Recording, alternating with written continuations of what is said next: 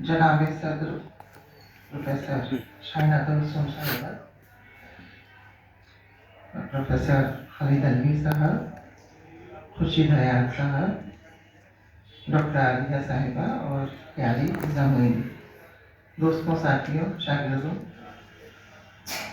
17 Macaulay सुने जो अपने आप में एक बहुत बड़ी आजमाइश है, आपके लिए भी और हमारे लिए भी। एक एक मकाले पर मैंने नोट लिया है, लेकिन मैं उसे यहाँ नहीं बयान करूँगी क्योंकि वक्त कम है। जब हम आपको मकाला पढ़ने से रोक सकते हैं तो हम अपनी तकरीर भी कम कर सकते हैं। मजमूई तौर पर 2-3 बातें कहूँगी। तमाम मकाले बहुत अच्छे थे, मुबारकबाद, दिली मुबारकबाद। आपने जुर्रत की, पेपर लिखा, यहाँ पढ़ा। एक अजीब सा एहसास हुआ कि जब हम पढ़ते थे तो ऐसे मौके में अक्सर नहीं आते थे। बहुत खुशी हुई कि आपको एक प्लेटफॉर्म मिला और आपने अपना मकाला यहाँ पेश किया। 2-3 खास बातें। तलफ़्फ़ुज़ की बहुत बड़ी कमी है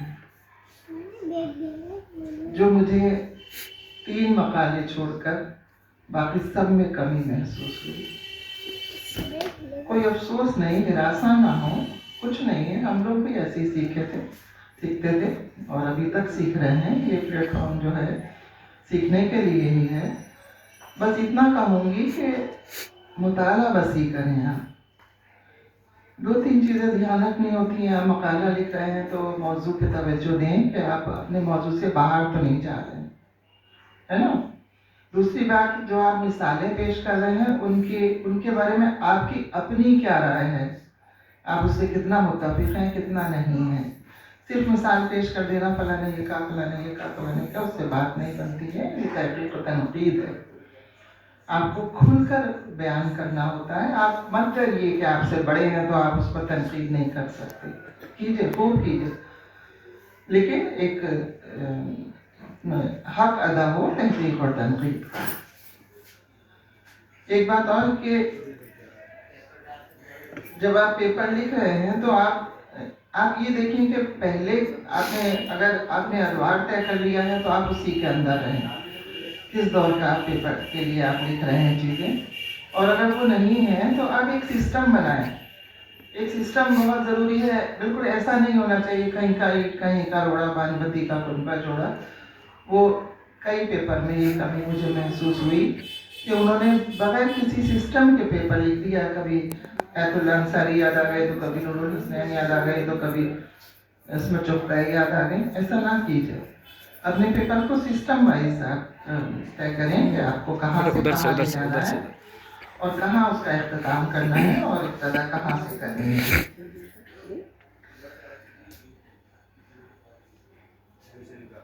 कुछ चीज़ें मुझे लगता है कि शायद उस्ताद उस तरह के नहीं हैं जैसे पहले होते थे और अपने बच्चों की परवरिश करते थे। अब ऐसा धीरे धीरे, यहाँ माशाल्लाह उस्ताद बैठे हुए हैं, वो मेरी बात की इत्तफाक और ना इत्तफाकी दोनों कर सकते हैं, तारीफ भी कर सकते हैं, क्योंकि अब उस तरह से शायरी तैयार करने का एक रिवाज या एक रिश्ता जो होता था शायरी से, वो धीरे धीरे ख़त्म हो रहा है। हर जगह नहीं कह सकते, लेकिन ज़्यादातर लोगों को, बच्चों को अपना जो है खुद ही अपने को डेवलप करना है, खुद ही अपना कैरेक्टर बनाना है, खुद ही अपना तज़किया करना है और खुद ही अपने आप को जज करना है। ये बहुत ज़रूरी है।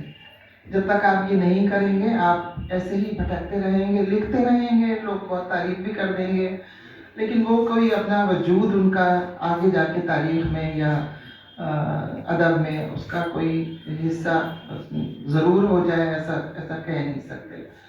तो प्लीज़ अपने पर तवज्जो दें। आप बहुत काबिल बन सकते हैं। आप ही में से अफसाना निगार, फिक्शन निगार निकलेंगे, आप ही में से तनकीद निगार भी होंगे और आप ही में से शायर भी होंगे। सिर्फ तवज्जो की और मेहनत तलबी की ज़रूरत है। दरअसल रोज़गार ने हम सबको मार रखा है इंसान उसमें इतना फंस गया है। और कुछ लोग तो पीएचडी भी सिर्फ इसीलिए करते हैं कि रोज़गार मिल जाए। मैंने पीएचडी की थी सादत हसन मंटो पर, रोज़गार की तलाश नहीं की। मैं नहीं भागी किसी प्रोफेसर के पीछे खुशामद करती हुई कि भाई मुझे लेक्चरर बना दें कोई। तो मैं दूसरे ज़राए हैं रोज़ी के, तो मैं आपको भी यही मशवरा दूंगी कि पीएचडी सिर्फ मुलाजमत के लिए ना करें, अपने को उजागर करने के लिए, अपनी काबिलियत बढ़ाने के लिए, अपने हुनर को वाज़ेह करने के लिए करें। कहीं चांस लग जाता है तो लग जाएगी, अल्लाह ताला आपको मंजिल तक पहुंचा देगा। यहाँ मैंने ज़्यादातर देखे रुहेलखंड से ताल्लुक़ रखने वाले स्टूडेंट्स बहुत थे, मुरादाबाद, बरेली, यूपी वगैरह। तो मुझे अपना ज़माना याद आया। मैंने 11th-12th ग्रेजुएशन और पेंटिंग में मास्टर्स बरेली से किया है। मेरे भाई रहते थे वहाँ पर। तब रुहेलखंड नहीं था, आगरा यूनिवर्सिटी थी। तो मुझे अपना वक्त भी याद आ रहा था और मुझे एक रूहानी रिश्ता भी आप लोगों से महसूस हो रहा था कि कहीं ना कहीं आप मेरे साथी हैं, चाहे वो शागिर्द हों, चाहे वो उस्ताद बने, अदीब तो हैं ही हमारे।